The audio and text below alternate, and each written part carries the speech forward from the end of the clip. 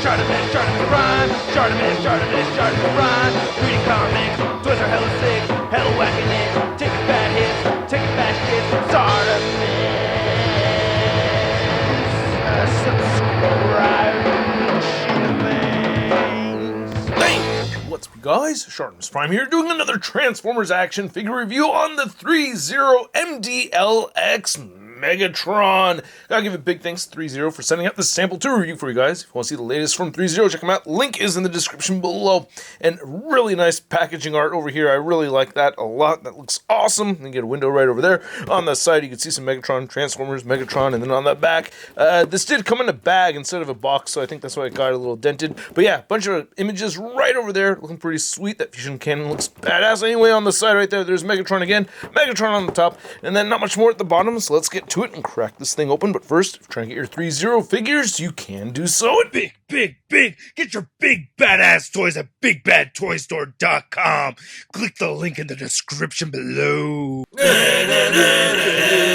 And here's Lord Megatron out of the packaging, and this is very impressive looking. I gotta say, the paint applications, the sculpt, I really like the design of this thing quite a bit. A lot of cool stuff going on over here, and you get some display options with that fusion cannon, which is pretty sweet. Anyway, let's get a closer look at that fusion cannon along with some of the other accessories, and then we'll take a closer look at the figure. So Megatron comes with 6 hands, and we get the fusion cannon, we get the back cannon over there, an even set of fisted hands, an even set of wide open hands, and then you get a right hand with the finger pointing forward, and then we get this left hand, which is not as intense of a wide open hand as this one right over here. And all of these hands have magnificent paint detail. There's these edges over here with the silver dry brushing, which looks really good, and they're all fairly soft. You know, it's pretty easy to swap these out. I do like them.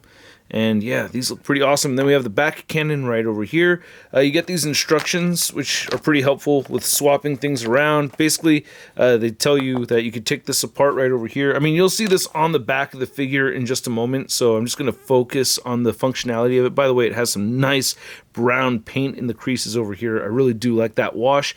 Looks fantastic, but yeah, and here's the fusion cannon looking great as well. I really like this quite a bit.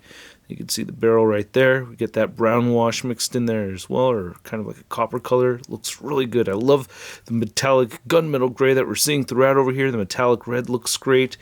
Really, really nice looking fusion cannon. I wish it had a light up feature. That'd be pretty sweet.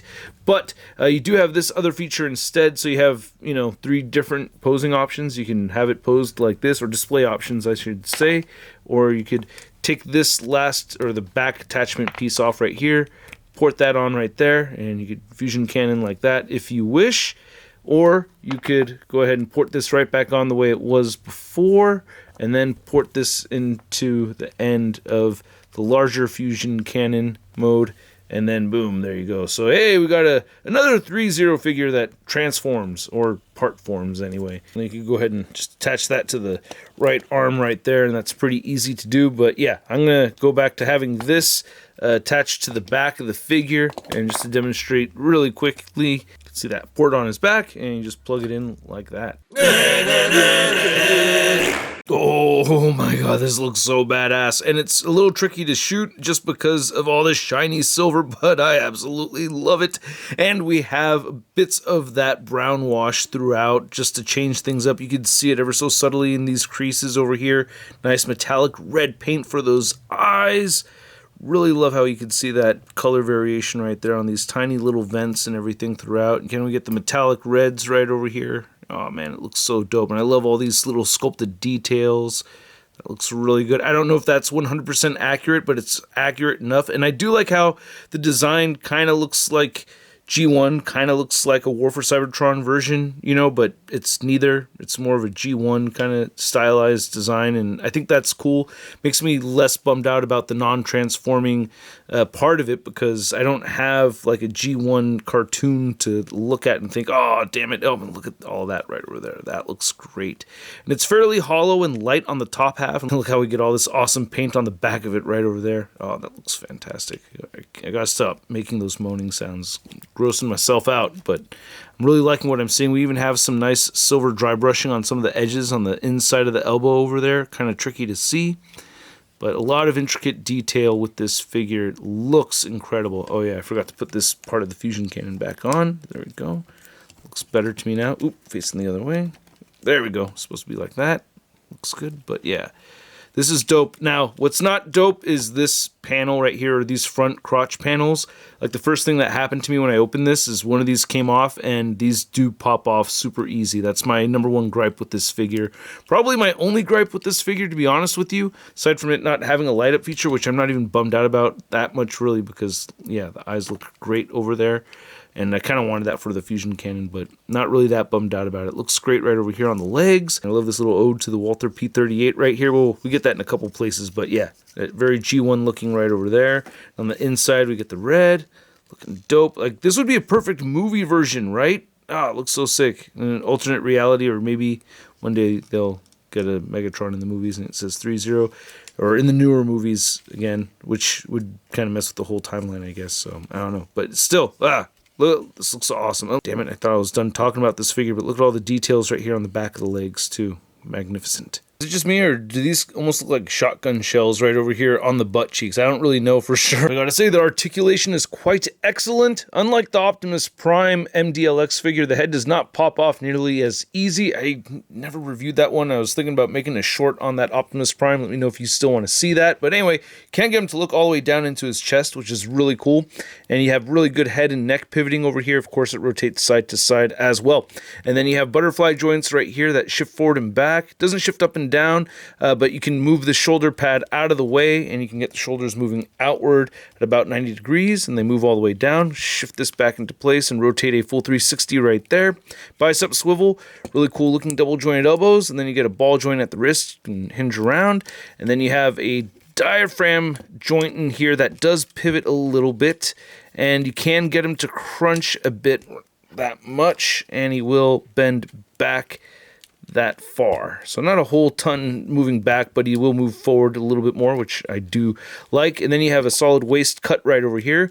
And then you have these panels. The side panels are fine. They're all on ball joints. You know, these don't really pop off so much. It's the front ones that pop off super easy. And it's just the peg. There goes one right there. It's just this little peg right here is just too small. I feel like they could have made a larger ball joint right there.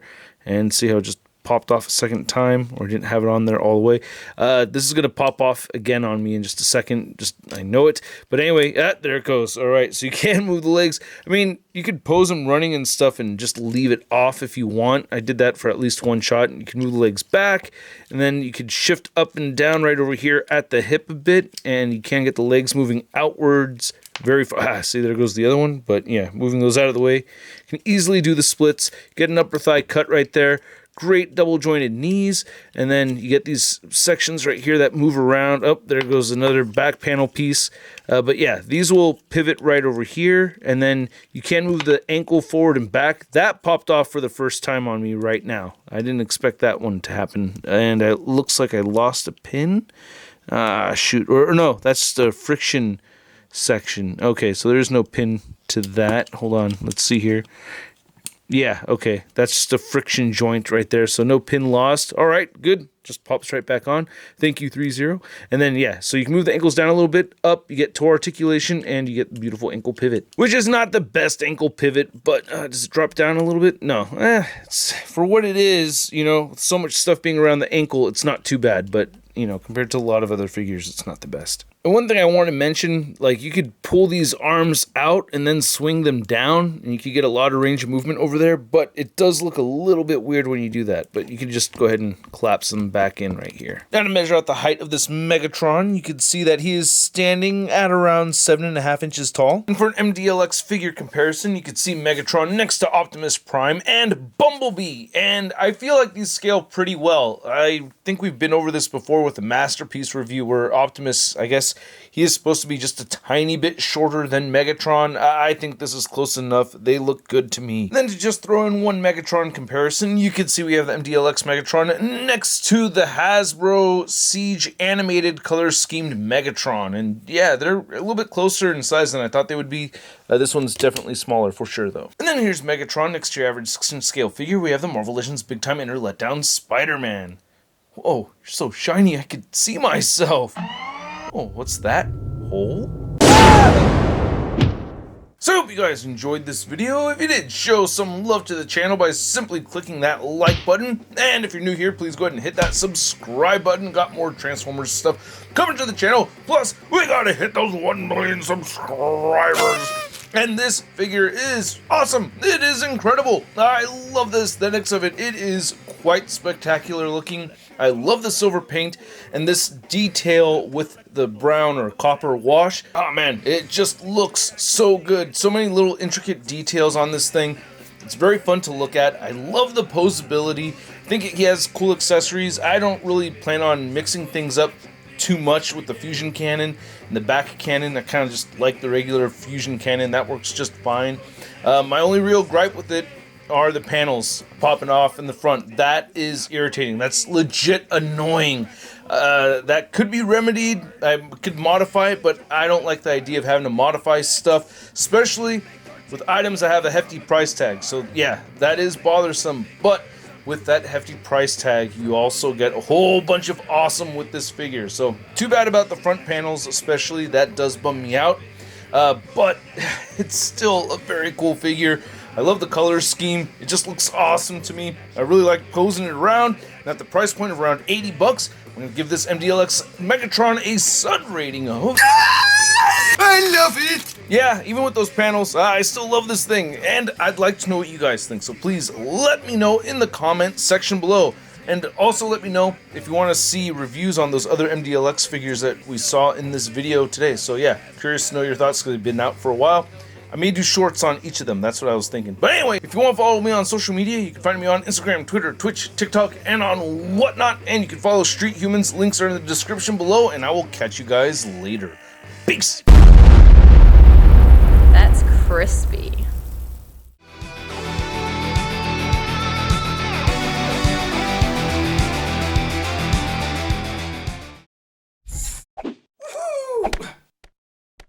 Hey, new ShartimusPrime videos. Hey, you should click one. Yeah, click on one of them. Or subscribe if you haven't.